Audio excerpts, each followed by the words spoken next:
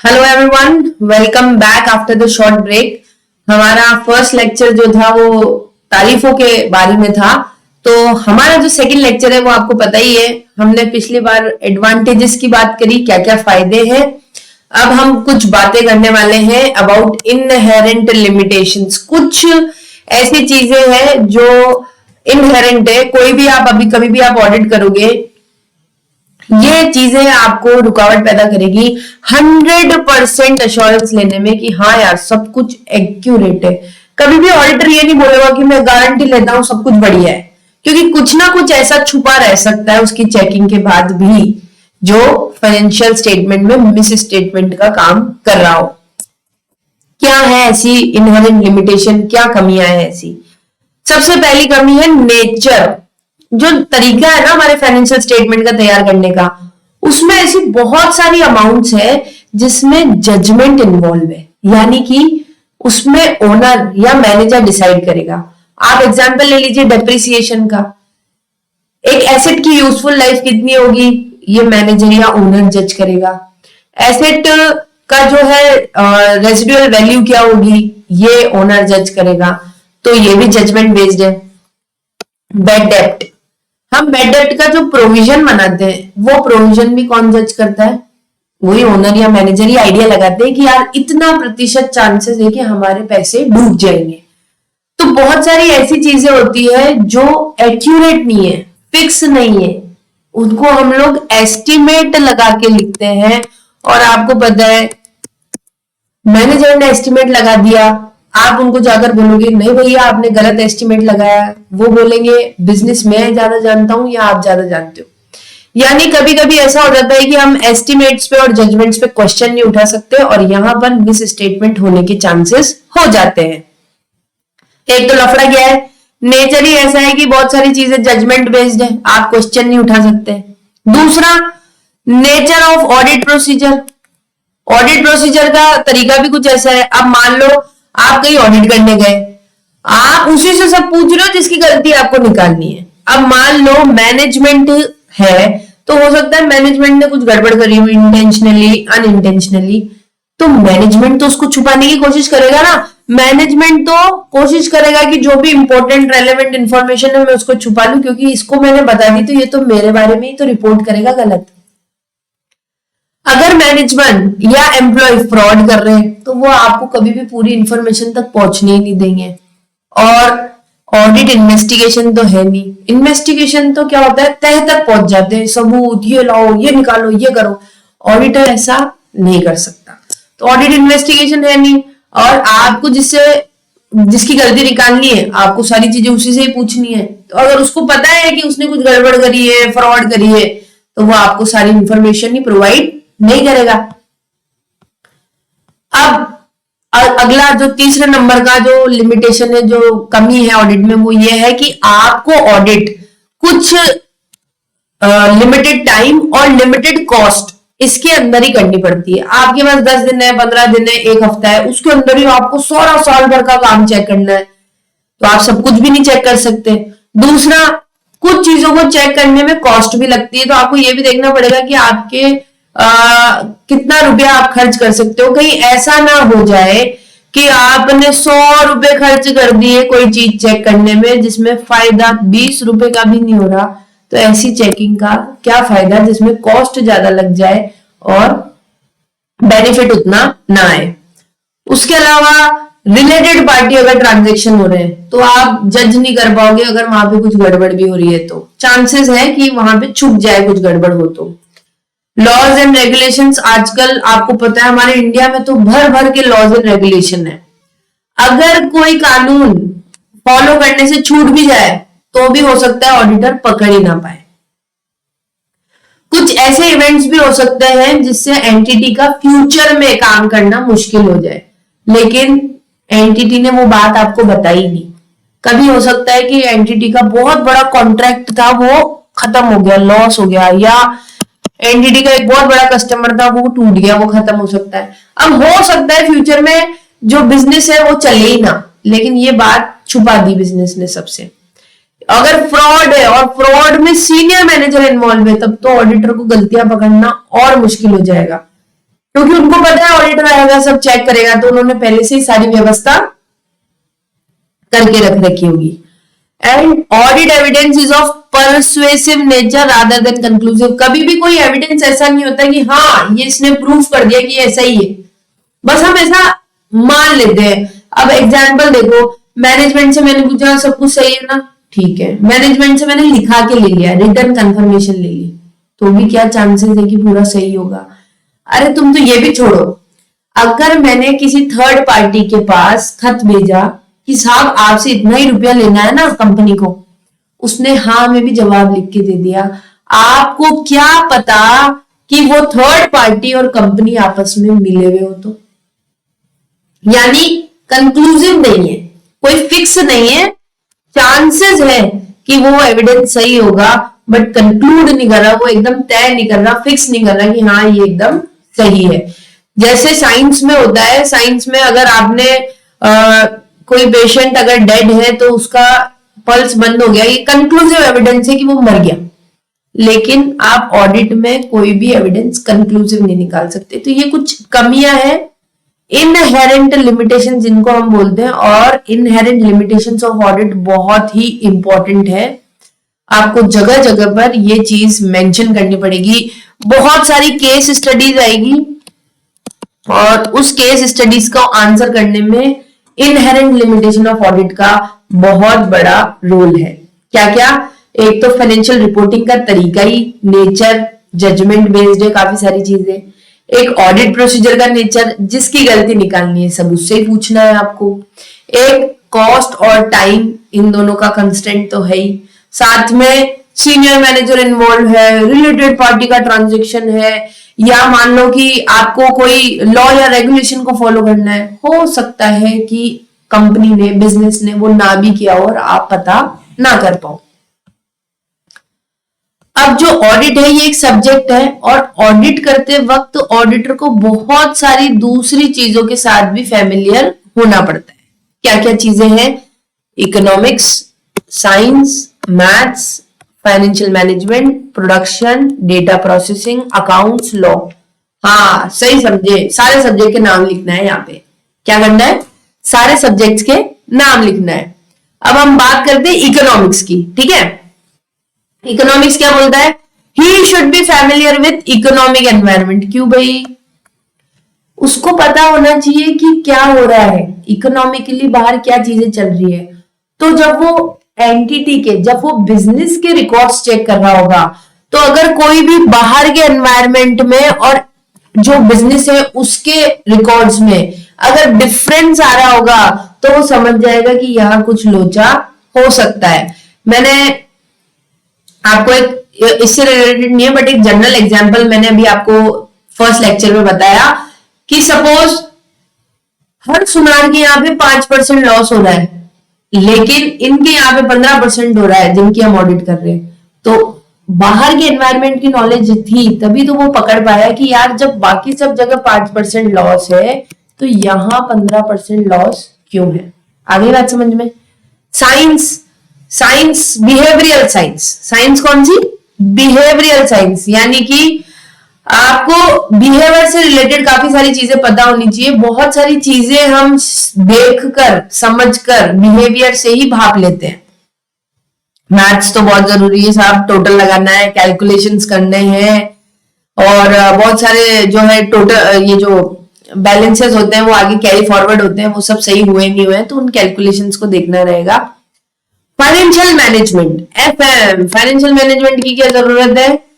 उनको ये पता होना चाहिए कि कितनी वर्किंग कैपिटल रिक्वायर्ड है, यानी कि वर्किंग कैपिटल का मैनेजमेंट पता होना चाहिए। फंड फ्लो के बारे में जानकारी होनी चाहिए। रेशियो एनालिसिस, ये सारे सब्जेक्ट्स, ये सारे चैप्टर जो है वो एफएम में है आपके, क्यों होनी चाहिए जानकारी, समझते हैं।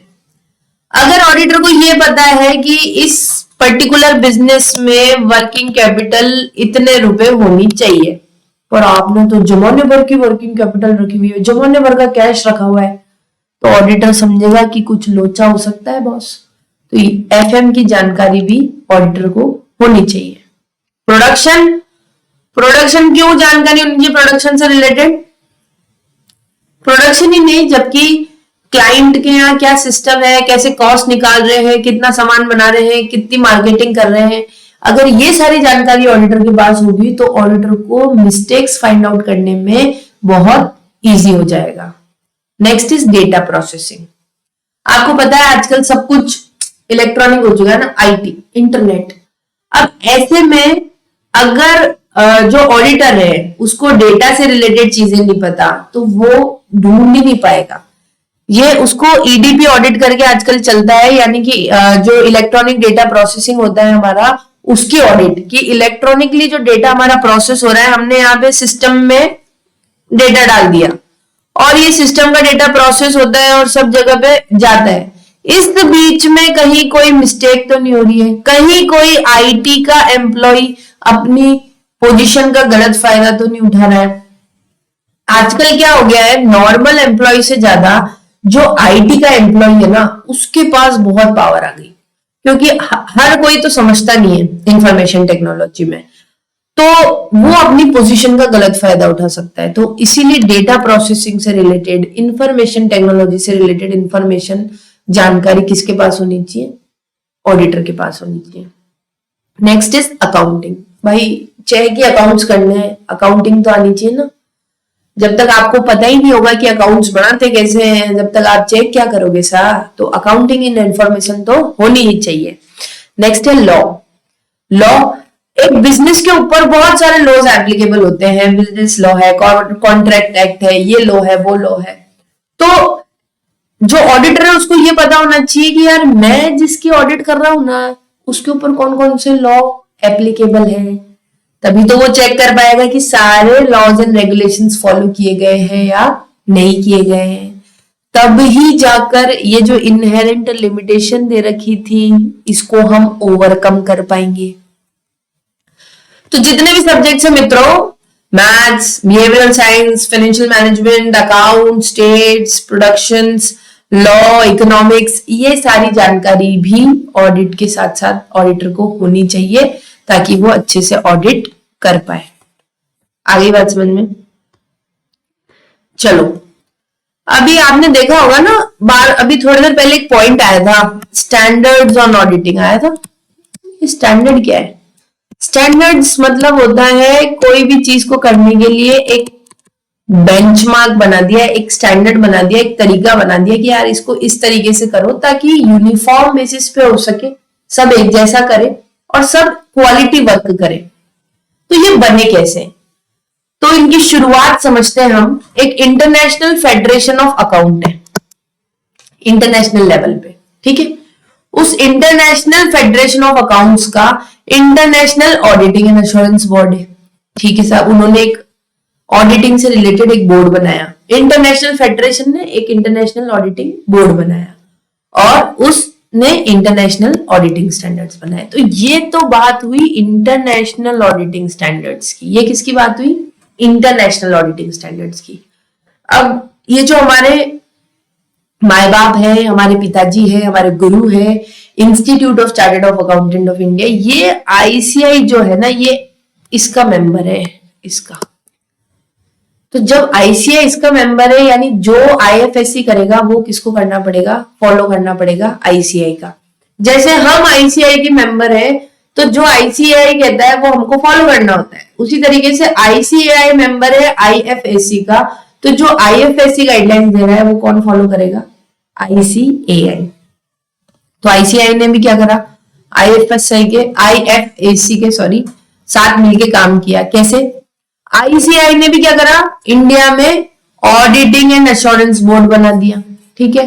पुराने जमाने में इसको एपीसी कहा जाता था, ऑडिटिंग प्रैक्टिस कमेटी। ऐसे ही स्पेशल जानकारी के लिए दिया गया है आपको ये एक्स्ट्रा नॉलेज। बाकी फिलहाल हम इसको क्या बोलते हैं? ऑडिटिंग एंड एश्योरेंस बोर्ड बोलते हैं। ऑडिटिंग एंड एश्योरेंस बोर्ड ने बनाई है स्टैंडर्ड्स ऑन ऑडिटिंग, जिसको पहले एसएपी बोलते थे, स्टैंडर्ड ऑडिटिंग प्रैक्टिसेस। अब नहीं बोलते, अब भी हम बोलते हैं स्टैंडर्ड्स ऑन ऑडिटिंग। तो आईसीआई ने एक बोर्ड बनाया, ऑडिटिंग एंड एश्योरेंस बोर्ड। उस बोर्ड ने स्टैंडर्ड्स ऑन ऑडिटिंग बनाए और ये स्टैंडर्ड्स ऑन ऑडिटिंग ऑडिट करते वक्त फॉलो करना या इनके हिसाब से हमें ऑडिट करना जरूरी है। और 2007 में बहुत सारे स्टैंडर्ड्स ऑन ऑडिटिंग को रिवाइज किया गया। तो अभी हमारे पास जो स्टैंडर्ड्स ऑन ऑडिटिंग है वो बहुत सारे ऐसे स्टैंडर्ड्स ऑन ऑडिटिंग है जिन्हें रिवाइज करके बनाया गया है। समझते हैं। ये AASB क्या हो गया हमारा, ये यहां से आइए शॉर्ट फॉर्म ऊपर से, AASB auditing and assurance standard board. Auditing and assurance standard boards ने कुछ तो निकाले हैं स्टैंडर्ड्स और कुछ निकाले हैं प्रोनाउंसमेंट। अभी फिलहाल हम बात कर रहे हैं स्टैंडर्ड्स की। ठीक है, आप ऑडिट, अश्योरेंस या रिव्यू इनसे रिलेटेड कोई भी काम करता है अगर ऑडिटर, तो उनको स्टैंडर्ड्स फॉलो करने पड़ते हैं। तो इनको कैटेगरी में बांट दिया। कैसे? क्वालिटी कंट्रोल के लिए 1 से 99, ऑडिटिंग के लिए 100 से 999, अगर आप रिव्यू कर रहे हो तो 2000 से 2699। ये नंबरिंग है, जैसे ऐसे 100, ऐसे 210, ऐसे 220, ऐसे 240, ऐसे 540, ऐसे नंबरिंग दी हुई है। अगर आप अश्योरेंस एंगेजमेंट का काम कर रहे हो तो उसके लिए स्टैंडर्ड्स ऑन अश्योरेंस एंगेजमेंट है, 3000 से 3699 तक इसकी नंबरिंग है। इसी तरीके से अगर आप कोई और इनसे जुड़ी हुई कोई सर्विसेज देते हो तो उसके लिए भी अलग से स्टैंडर्ड बनाया गया है, स्टैंडर्ड्स ऑन रिलेटेड सर्विस, जो उसकी नंबरिंग 4000 से 4699 के बीच में है। अभी जो हमारा मेन कोर एरिया अभी हम देखने वाले हैं वो ये है। एक्चुअल में बात ये है कि ये जो स्टैंडर्ड्स ऑन क्वालिटी कंट्रोल है, ये स्टैंडर्ड ऑन क्वालिटी कंट्रोल तो आप ये करो तब भी फॉलो करना है, आप रिव्यू करो तब भी ये standards on quality control follow करना है, आप स्टैंडर्ड्स ऑन एश्योरेंस एंगेजमेंट करो तब भी ये फॉलो करना है, और अगर आप रिलेटेड सर्विस परफॉर्म करो तो भी। यानी ये स्टैंडर्ड्स ऑन कंट्रोल तो अपने को फॉलो करने ही करने हैं। ठीक है साहब। और अगर आप ऑडिट करते हो तो आपको स्टैंडर्ड्स ऑन ऑडिटिंग भी फॉलो करने पड़ेंगे। ये जितने भी ऊपर दे रखे हैं ना 5 वैरायटी, इनको एंगेजमेंट स्टैंडर्ड्स बोला जाता है। मतलब आप शॉर्ट में डायरेक्ट एंगेजमेंट स्टैंडर्ड्स बोलेंगे तो ये पांचों इसके अंदर कवर हो जाएंगे। और फिलहाल हमको जो बात करनी है, जैसे मैंने बताया था स्टैंडर्ड्स ऑन ऑडिटिंग के बारे में, तो स्टैंडर्ड्स ऑन ऑडिटिंग के बारे में 100 से लेकर 100 से लेकर 199 तक इंट्रोडक्शन है, 200 से 290 तक जनरल प्रिंसिपल्स बता रखे हैं ऑडिटिंग के, 300 से 499 तक रिस्क से रिलेटेड बातें की गई है, 500 से 599 तक ऑडिट एविडेंस, देन 600 से 699 यूजिंग वर्क्स ऑफ अदर, 700 से 799 audit conclusion and reporting, and ऐसे 800 टू 899 स्पेशलाइज्ड एरिया। आगे अलग अलग नंबरिंग आती जाएगी, जैसे मैंने आपको पहले बताया था, ऐसे 200, ऐसे 240, ऐसे 540, ऐसे 300। आपको ये ऐसे के नंबर भी याद करने हैं, ये ऐसे क्या कहता है ये भी याद करने हैं। Standards on auditing is of the utmost importance, यानी कि ये अगर आपको पता नहीं है तो आप कभी भी अच्छा पेपर नहीं लिख पाएंगे ऑडिट का। स्टैंडर्ड्स ऑन ऑडिटिंग सबसे ज्यादा इंपॉर्टेंट है। जब भी आप ऑडिट करते हो आपको ये स्टैंडर्ड्स फॉलो करने ही है। इंस्टीट्यूट जो है उसने स्टैंडर्ड्स ऑन ऑडिटिंग तो बनाए हैं, साथ में समय समय पर वो स्टेटमेंट्स इशू करता है। अगर इंस्टीट्यूट किसी भी तरीके का स्टेटमेंट निकालता है, वो स्टेटमेंट मैंडेटरी है, आपको वो फॉलो करना ही पड़ेगा ऑडिट करते वक्त। और कुछ चीजों के लिए वो गाइडेंस देता है इंस्टीट्यूट। ऑब्वियसली बात है, हम इतनी बात कर रहे हैं, इंस्टीट्यूट हमारे माई बाप है, सब वही है, तो वो समय समय पर हमको सपोर्ट भी करेंगे, गाइड भी करेंगे। तो गाइडेंस नोट अगर इंस्टीट्यूट देता है वो रिकमेंडेटरी है, मतलब वो हमें फॉलो करने चाहिए, पर अगर नहीं भी करेंगे तो कोई बड़ी आफत नहीं आएगी। हालांकि कुछ गाइडेंस नोट को मैंडेटरी भी कर दिया गया है। डन। तो अभी हमने क्या पढ़ा, ऑडिट की कुछ कमी है। ठीक है, ऑडिट करते वक्त कुछ स्टैंडर्ड्स फॉलो करने हैं, और स्टैंडर्ड्स के साथ साथ कभी स्टेटमेंट्स आते हैं जो मैंडेटरी है, और गाइडेंस नोट आते हैं जो रिकमेंडेटरी है। अब एक ऑडिटर जो है उसमें क्या क्या क्वालिटीज होनी चाहिए, एक ऑडिटर के अंदर क्या होना चाहिए, क्या खास बात होनी चाहिए। भाई कभी भी अपन बात करते हैं ना, एक लड़की कैसी होनी चाहिए, एक लड़का कैसा होना चाहिए, साहब सुशील, है ना, खूबसूरत, हैंडसम, केयरिंग, लविंग, फलाना डिमगड़ा, ये कुछ चीजें फिक्स है। वैसे ही कुछ नाम यहाँ पर लिखे गए हैं, जैसे कि टैक्ट, कॉशन, सावधान, फर्म, एकदम to the point, good temper, ज्यादा जल्दी गुस्सा नहीं आता हो, इंटीग्रिटी, ऑनेस्ट हो, डिस्क्रिशन, उसके हिसाब से वर्क करे, इंडस्ट्री, जजमेंट, पेशेंस, शांतिपूर्वक हो, क्लियर हेडनेस, ज्यादा भेजे में लोचा लपाचा नहीं हो, रिलायबल, भरोसा करने लायक हो। तो हमारे डिक्सी नाम के एक भाई साहब थे, उन्होंने एक लाइन में 100 खूबियां बता दी। भैया इंसान ढूंढ रहे हो कि भगवान ढूंढ रहे हो, ये समझ नहीं आ रही बात, कोई बात नहीं। तो भी जो भी ऑडिटर है, tact, caution, firmness, good temper, integrity, discretion, industry, judgement, patience, clear headness, reliability, oh my god क्या क्वालिटीज है। इन एडिशन टू दिस, भाई अभी पूरा नहीं हुआ है, और भी क्वालिटी चाहिए। क्या क्या? थोड़ा नॉलेज ऑफ जनरल प्रिंसिपल, भाई साहब को लॉ भी पता होना चाहिए, भाई साहब को अकाउंट्स भी पता होनी चाहिए, मैनेजमेंट अकाउंटिंग भी पता होनी चाहिए, कंप्यूटर के बारे में भी पता होना चाहिए, इकोनॉमिक्स भी पता होनी चाहिए, टैक्स नहीं।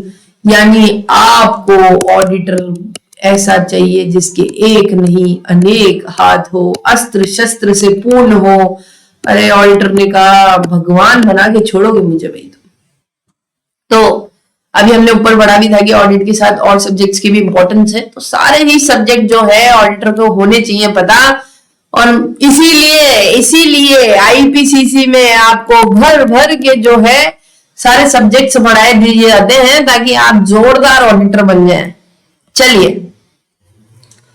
अब यार क्वालिटी क्वालिटी की बार बार बहुत ना बात आ रही है, क्वालिटी होनी चाहिए, ये होनी चाहिए, बिल्कुल होनी चाहिए यार। अब एक ऑडिटर है, ऑडिट करेगा, एक ऑप्शन है घास काट के आ जाए, वहां मैंने सब चेक कर लिया, कौन देखने आ रहा है। लेकिन नहीं, ऑडिटर को मेंटेन करनी है क्वालिटी, यानी उसकी खुद की फर्म में, ऑडिटर की खुद की फर्म में क्या होना चाहिए, क्वालिटी कंट्रोल होना चाहिए, ताकि हर ऑडिट क्वालिटी ऑडिट हो, हर ऑडिट को एकदम तरीके से किया जाए। कैसे कैसे इन कुछ चीजों के ध्यान रखेंगे ना तो हो जाएगा। तो जैसे स्टैंडर्ड्स ऑन ऑडिटिंग इंपॉर्टेंट है, वैसे ही वो तो खैर सर्वोपरि है, वो तो आपको पढ़ना ही है, वो तो भयंकर ज्यादा इंपॉर्टेंट है। ये वाला टॉपिक भी काफी इंपॉर्टेंट है, इसके बारे में भी क्वेश्चंस आ जाते हैं। अभी तक मैंने 3 बार ऐसी बात कही है, जब हमने इनहेरेंट लिमिटेशंस पढ़ी थी तब, एक बार स्टैंडर्ड्स ऑन ऑडिटिंग के वक्त, और एक बार अभी। तो ऐसा नहीं है कि मैं हर टॉपिक पे आपको बोल रही हूँ बहुत ज्यादा इंपॉर्टेंट है, बहुत ज्यादा इंपॉर्टेंट है।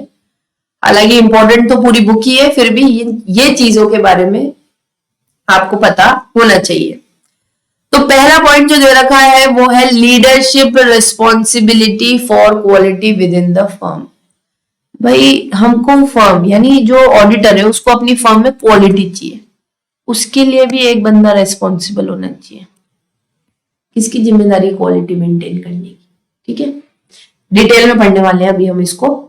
दूसरा, किसी भी क्लाइंट के साथ एंगेजमेंट जो है वो परफॉर्म करना है, उसको कॉन्ट्रैक्ट करना है, उसकी ऑडिट करनी है या नहीं करनी है, यानी कि उसका जो टर्म्स है वो एक्सेप्ट करनी है, और एक्सेप्ट कर ली तो कंटिन्यू करनी है नहीं करनी है ये भी देखना है।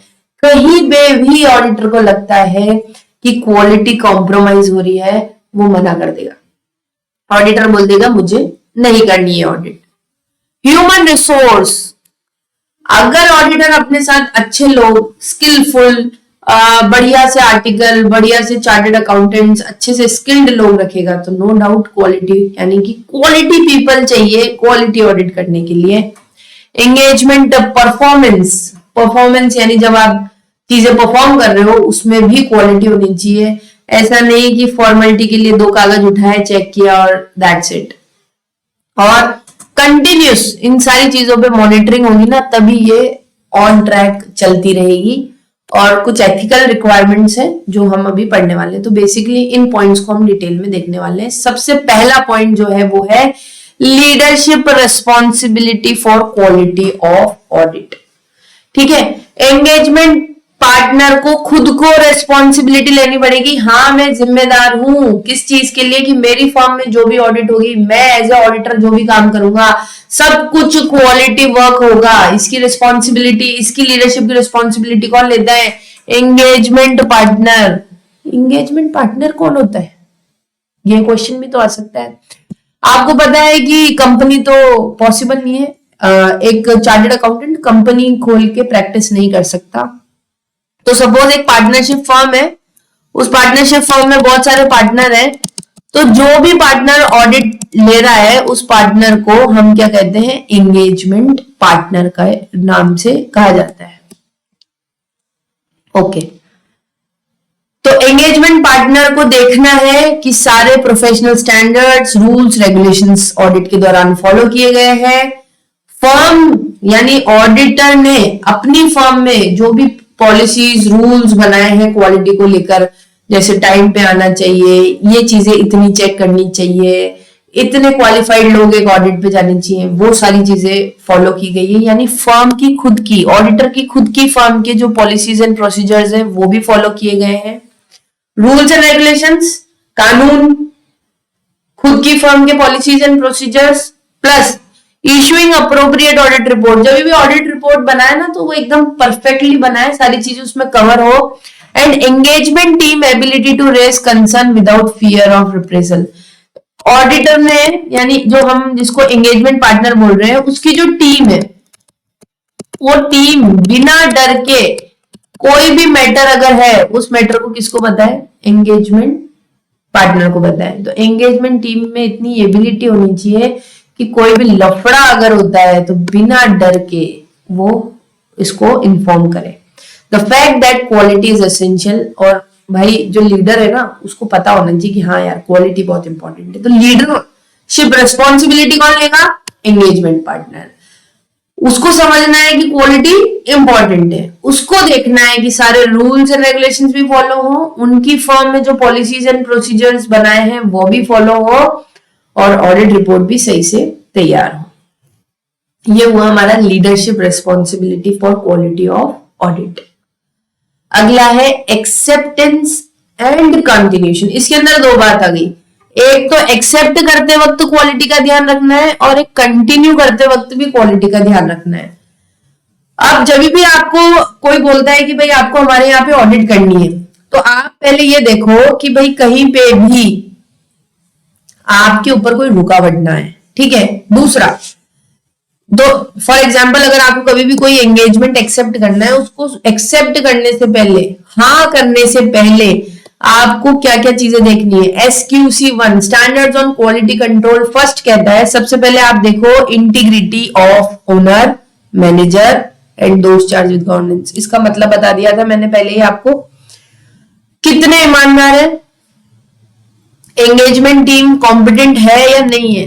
भैया मेरे को ऑडिट करने को बोला है, मेरे पास ऐसी टीम है भी या नहीं, मेरे पास इतनी कॉम्पिटेंट और केपेबल टीम है भी या नहीं जो ये ऑडिट कर सके।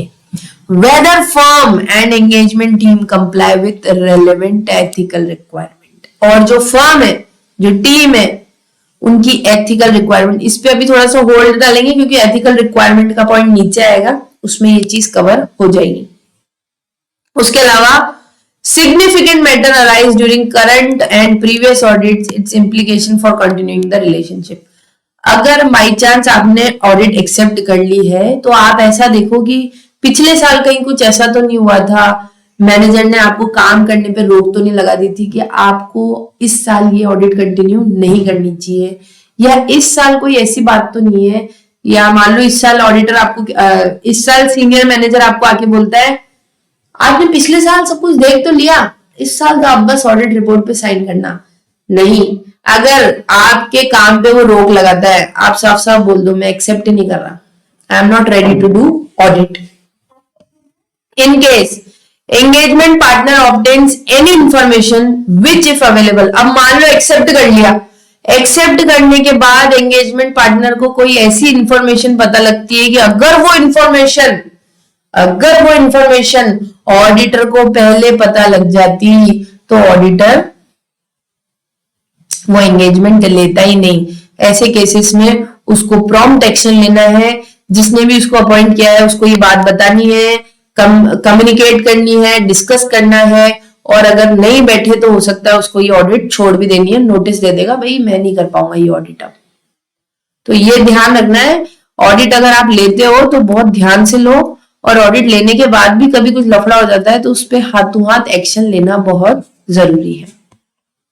Acceptance and continuation of client relationship and specific audit. कभी भी आप ऑडिट एंगेजमेंट लेते हो तो आपको क्या क्या चीजें ध्यान रखनी है उसको एक्सेप्ट करने से पहले या कंटिन्यू करने के टाइम।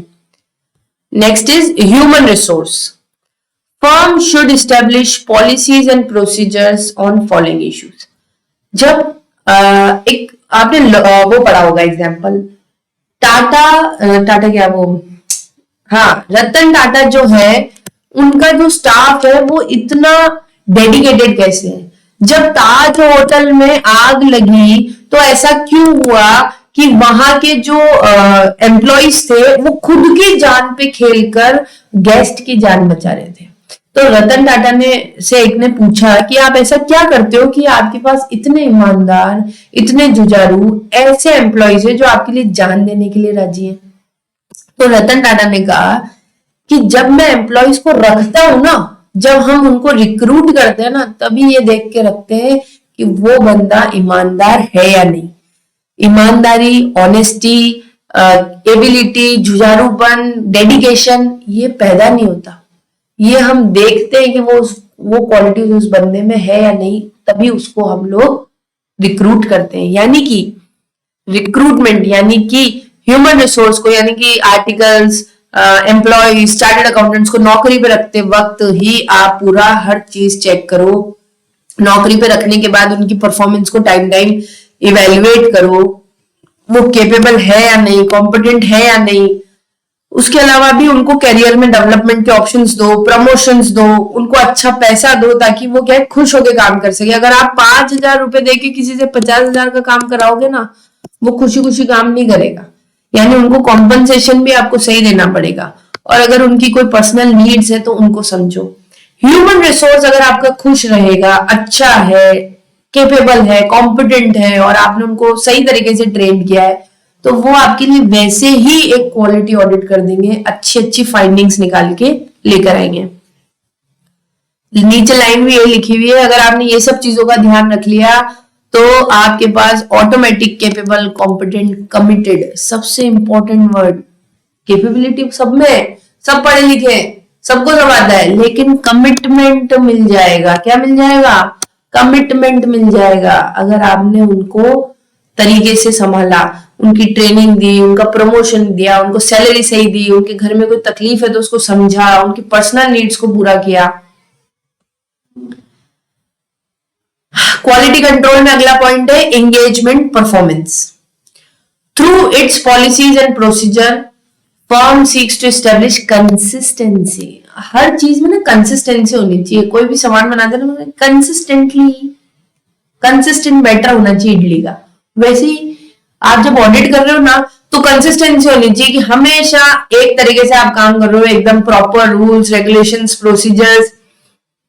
उसके लिए आप अच्छे से सब कुछ बना के रखो, ताकि आपने फॉर एग्जाम्पल आपने एक अपने रूल्स एंड रेगुलेशंस तैयार कर लिए। कभी भी आप ऑडिट करोगे ना, आप आर्टिकल को बोलोगे भाई ये स्टैंडर्ड्स है हमारे, ये रूल्स है हमारे फर्म के, ये फॉलो करने हैं ऑडिट करते वक्त। अपने आप क्वालिटी मक्खन ऑडिट होगी आपकी। स्टैंडर्ड्स कैसे फॉलो करने हैं, टाइम टू टाइम उनका जो एम्प्लॉयज है उनको सुपरवाइज करना है, उनकी ट्रेनिंग करानी है, उनको कोचिंग देनी है, उनको समझाओ क्या क्या चीजें आपको डॉक्यूमेंट करनी है, उनके काम को रिव्यू करेंगे और उनको ब्रीफ करेंगे। उनको क्या कि हर कोई अपने आप सीख के नहीं आता, तो अगर कोई एम्प्लॉय है तो आप उसको पूरा ब्रीफ करोगे, यार तेरे को ऐसे ऐसे देखना है, ये करना है, ये करना है। फिर वापिस तेने ये कर लिया, ये कर लिया, ये कर लिया, अपने आप सारा काम तरीके से होगा। Process to keep all policies and procedure current. आपने ऊपर पढ़ा कि भाई हमको ना रूल्स एंड रेगुलेशंस बनाना है, स्टैंडर्ड्स पे वर्क करना है, हमको सारा काम ऐसा करना है जो एज पर रूल्स रेगुलेशंस हो, हमारी फर्म की पॉलिसीज के हिसाब से हो, स्टैंडर्ड्स और ऑडिटिंग को फॉलो करना है। लेकिन ये सब चीजें कैसे? आपको बार बार बोलना पड़ेगा, बार बार प्रोसेस में ये चीज रखनी पड़ेगी कि नहीं ऐसे करो करो, ये क्यों नहीं किया, ऐसा स्टैंडर्ड क्यों नहीं फॉलो किया, ये रूल क्यों तोड़ा। जब बार बार एंगेजमेंट पार्टनर फोकस करेगा ना on rules regulations policies procedure standards, तो ये हैबिट बन जाएगी काम को तरीके से करने की। मॉनिटर करना तो बहुत जरूरी है। अगर कोई चीज आपने बना दी लेकिन आप उसको चेक नहीं कर रहे हो तो थोड़े टाइम बाद लोग उस पर ध्यान देना बंद कर देंगे। जैसे आपने देखा होगा बहुत सारी जगह पे नो स्मोकिंग का बोर्ड लिखा हुआ रहता है, बट कोई मना करने वाला नहीं है ना, तो वहीं जाके लोग स्मोक करेंगे। कहीं लिखा है नो पार्किंग, वहां कोई मना करने वाला नहीं, लोग वहीं जाके गाड़ी पार्क लगाएंगे। यानी आपको कंटिन्यू मॉनिटर करना पड़ेगा कि कोई गलती तो नहीं कर रहा है और उसको वहीं टोको, क्यों ऐसा, क्यों यही रुक, ऐसा नहीं करना, तो मॉनिटर। और लास्ट है एथिकल रिक्वायरमेंट। ये थोड़ा सा बड़ा है कॉन्सेप्ट, इसके अंदर integrity, objectivity, competence and due core, confidentiality, professional behaviour, बहुत सारी चीजें हैं। टेंशन मत लो, बाद में पढ़ेंगे। एक साथ ज्यादा लोड अपने को वैसे भी नहीं लेना है, जाना कहाँ है इतना सारा एक साथ पढ़ के, धीरे धीरे पढ़ेंगे ताकि बोर भी ना हो और कोर्स भी मक्खन की तरह कंप्लीट हो जाए। शॉर्ट रिवीजन कर लेते हैं आज अभी हमने क्या पढ़ा सेकंड लेक्चर में। सो हमने स्टार्ट किया था इनहेरेंट लिमिटेशंस ऑफ ऑडिट से। कुछ लिमिटेशंस है जैसे कि जजमेंट के बेसिस पे हम लोग अमाउंट रिकॉर्ड करते हैं, प्लस फ्रॉड है, मैनेजमेंट इन्वॉल्व है, तो हमको वो जानना मुश्किल हो जाएगा क्योंकि हम मैनेजमेंट से इंफॉर्मेशन लेके मैनेजमेंट की ही वाट लगाने की कोशिश कर रहे हैं, तो ऑब्वियसली बात है मैनेजमेंट हमसे इंफॉर्मेशन छुपाने की कोशिश करेगी। कुछ टाइम और कॉस्ट को लेकर कंस्टेंट है, उसके अलावा लॉज रूल्स रेगुलेशंस है, हो सकता है हम भूल जाए उनको फॉलो करना। कभी कभी ऐसी चीजें होगी जो एंटिटी के लिए बहुत इंपॉर्टेंट है लेकिन एंटिटी ने वो बाहर डिस्क्लोज ही नहीं करी, रिलेटेड पार्टी ट्रांजेक्शन है हम पकड़ ही नहीं पाए, तो ये इनहेरेंट लिमिटेशंस है। फिर हमने पढ़ा कि ऑडिट का जो लिंक है वो सारे सब्जेक्ट्स के साथ होना चाहिए, जो भी account law economics behavioural science maths stats और production data processing financial management, सारी चीजों का लिंक है ऑडिट से। तो फिर हमने बाद में एक पॉइंट ये भी पढ़ा क्योंकि सारे सब्जेक्ट्स लिंक्ड है ऑडिट से, इसलिए ऑडिटर के पास ये सभी सब्जेक्ट्स की जो है जानकारी होनी चाहिए। स्टैंडर्ड्स ऑन ऑडिटिंग कैसे बना, आईसीआई इंटरनेशनल फेडरेशन का मेंबर है, इसलिए आईसीआई ने भी यहाँ पे ऑडिटिंग एंड एश्योरेंस बोर्ड बनाया इंडिया में और उन्होंने स्टैंडर्ड्स ऑन ऑडिटिंग बना दिए। स्टैंडर्ड्स ऑन ऑडिटिंग के अलावा स्टैंडर्ड्स ऑन रिव्यू एंगेजमेंट भी है, स्टैंडर्ड्स ऑन एश्योरेंस एंगेजमेंट भी है, स्टैंडर्ड्स ऑन रिलेटेड सर्विस भी है, और इन चारों को करते वक्त स्टैंडर्ड्स को फॉलो करते वक्त स्टैंडर्ड्स ऑन क्वालिटी कंट्रोल जिसे शॉर्ट में एसक्यूसी बोला जाता है, इन्हें तो फॉलो करना ही है। इन सबको मिला के हम एंगेजमेंट स्टैंडर्ड्स बोलते हैं, यानी कि एंगेजमेंट स्टैंडर्ड्स मतलब all the standards issued by AASB। ठीक है, अब ये लिस्ट दे रखी थी स्टैंडर्ड्स ऑन ऑडिटिंग की। जो हमारा इंस्टीट्यूट है वो स्टेटमेंट्स भी इशू करता है और गाइडेंस नोट भी इशू करता है। जो स्टेटमेंट है वो मैंडेटरी है, वो फॉलो करने ही पड़ेंगे ऑडिटर को, लेकिन गाइडेंस नोट कुछ ही मैंडेटरी है, बाकी सब रिकमेंडेटरी है। सब बोला जाता है ऑडिटर को कि ऑडिट करते वक्त आप इन सब चीजों का ध्यान रखें। जब हमने ऑडिटर की क्वालिटी पढ़ी तो देखा कि भैया ऑडिटर तो सर्वगुण संपन्न चाहिए, टैक्ट होना चाहिए, caution firm, good temper, integrity, ये फलाना, और सारे सब्जेक्ट्स की नॉलेज होनी चाहिए। यानी इमेजिन आप चार्टेड अकाउंटेंट बन के जब ऑडिटर बनते हो तो आप में एक अच्छे वर या अच्छे वधु की तो सारी जो है क्वालिटीज आई चुकी है, और सबसे इंपॉर्टेंट होता है गुड टेम्पर। उसके बाद तो जीवन मतलब सफल ही सफल है, कोई दिक्कत ही नहीं है। यानी कि ऑडिटर बनना यानी एक सफल जीवन की शुरुआत। वाह भाई साहब, ऑडिटर बन रहे हो लेकिन अपने फर्म में क्वालिटी का ध्यान रखना है। सबसे पहले तो लीडरशिप की रिस्पॉन्सिबिलिटी, जिम्मेदारी खुद लो। क्या मैं खुद जिम्मेदारी लेता हूँ, एंगेजमेंट पार्टनर खुद, ऑडिटर खुद जिम्मेदारी लेता है कि मेरी फर्म में क्या होगा, क्वालिटी वर्क होगा। मैं ध्यान रखूंगा कि सब काम स्टैंडर्ड से हो, मैं अपने फर्म के पॉलिसीज एंड प्रोसीजर बनाऊंगा, मैं सही से ऑडिट रिपोर्ट तैयार करूंगा, खुद रिस्पॉन्सिबिलिटी ले। फिर कोई भी एंगेजमेंट, कोई भी ऑडिट आवे ना, उसको ये नहीं कि ऑडिट होगी काम आ गया फटाफट ले लो पैसे आएंगे, नहीं नहीं नहीं, उसको एक्सेप्ट करने से पहले थोड़ा विचार विमर्श चिंतन करना है। क्या कि यार मैनेजर वगैरह सही तो है ना, यहाँ के लोग ठीक ठाक तो है ना, मेरे पास व्यवस्था तो है ना लोगों की ये काम संभालने की, और ऐसा तो नहीं है कि इस कंपनी में मेरा कोई इंटरेस्ट हो, मेरे रिश्तेदारों का हो, मेरे जवाई बवाई का हो, चाहे भी तो गलती में पकड़ नहीं पाऊं, ऐसा तो कुछ नहीं है ना। और कुछ अगर ऐसी चीज है जो पहले दिक्कत आई या अभी मैनेजर बोल रहा है चेक करने की कोई जरूरत नहीं है, ये मत देखना, ये मत चेक करना, रोक मत बाबा, अपने को ऑडिट लेनी ही नहीं है, तो सब कुछ समझ बूझ के चेक करके ही आपको ऑडिट एक्सेप्ट करनी है। ऑडिट करने के लिए एंगेजमेंट पार्टनर को अच्छे से अच्छे लोगों को रिक्रूट करना है, उनका ध्यान रखना है, उन्हें ट्रेनिंग देनी है, टाइम टू टाइम प्रमोशन देना है, अच्छा पैसा देना है, जितना काम करा उतना पैसा देना है, उनकी नीड्स को समझना है। अच्छा स्टाफ होगा और आप उनको अच्छे से रखोगे तो वो कमिटेड होके आपके लिए काम करेंगे। Next is engagement performance. Engagement performance क्या कहता है कि अगर आप कोई भी काम कर रहे हो तो काम करते दौरान आपको कंसिस्टेंसी मेंटेन करनी चाहिए, मतलब आप उसको अच्छे से जैसे फॉर एग्जांपल आपने अपने मैनुअल्स तैयार कर लिए, आपके गाइडेंस मटेरियल तैयार कर लिए, ताकि जब आर्टिकल या एम्प्लॉय जाके ऑडिट करे या आप भी जाओ तो आप एक सेट ऑफ स्टैंडर्ड्स के हिसाब से वर्क करो ताकि ऑडिट में कंसिस्टेंसी आए। ठीक है, ये हमने पूरा पढ़ लिया। फिर हमने पढ़ा कि भैया चेक करना बहुत जरूरी है, वरना हम तो भारतीय हैं, हम कोई ध्यान नहीं रखेंगे, सब कुछ तोड़ फोड़ देंगे। अगर आपके पास मॉनिटर करने के लिए व्यक्ति नहीं है तो फिर चीजों का लंबे समय तक सही से चलना बहुत मुश्किल है। और जो लास्ट पॉइंट है क्वालिटी कंट्रोल का, वो है एथिकल रिक्वायरमेंट, और जैसा कि मैंने आपको बता दिया है ये हम पढ़ेंगे हमारे लेक्चर नंबर 3 में।